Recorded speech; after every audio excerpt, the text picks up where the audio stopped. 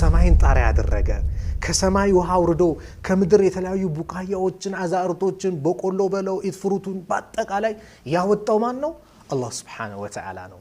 ይሄ አላህ ሲረዝቅ እንደዚህ ነው። ስለዚህ እሱን ስንገዛው እሱን ስናመልከው እሱን ስንታዘዘው ርዝቃችን ይሰፋል። وأنفقوا مما رزقناكم እኛ ከሰጠናችሁ ሲሳይ ለግሱ ስጡ من قبل أن يأتي أحدكم الموت አንዳችሁ ላይ ሞት ከመምጣቱ በፊትና فيقول ብሎም ከማለት በፊት ربي ጌታዬ ወይ لولا أخرتني إلى أجل قريب ትንሽ ዱንያ ላይ ጊዜ ቀጠሮ ብትሰጠኝ ብታቆየኝ فأصدق አንተ በሰጠኸኝ ገንዘብ ይላል فأصدق صدق አውጣ ነበር ይላል وأكن من الصالحين ከደጋጎች መሆን ነበር ይላል ያ አላህ يزا ساعات من اللي تقم يزا ساعات من اللي تفيد. بسم الله الرحمن الرحيم. الحمد لله رب العالمين والعاقبة للمتقين ولا عدوان إلا على الظالمين ونشهد أن لا إله إلا الله وحده لا شريك له ونشهد أن محمدا عبده ورسوله صلى الله عليه وعلى آله وصحبه وسلم تسليما كثيرا وبعد فالسلام عليكم ورحمة الله وبركاته.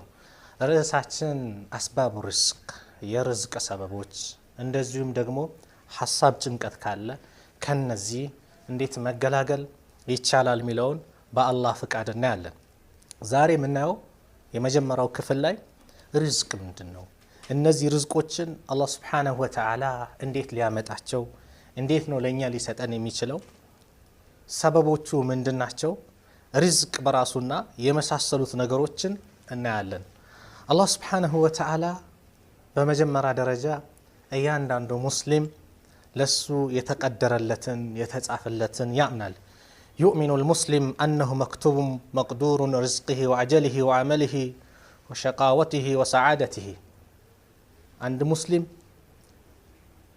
رزقه عند ተጻፈለት ስራው እንደዚሁ ምድሜው እድለቢስ እድለኛ في بطن أمه እናቱ ሆድ ውስጥ እንደ ተከተበለት ያምናል። نبي صلى الله عليه وسلم أنا أبي عبد الرحمن عبد الله بن مسعود قال حدثنا رسول الله صلى الله عليه وسلم وهو الصادق المصدوق.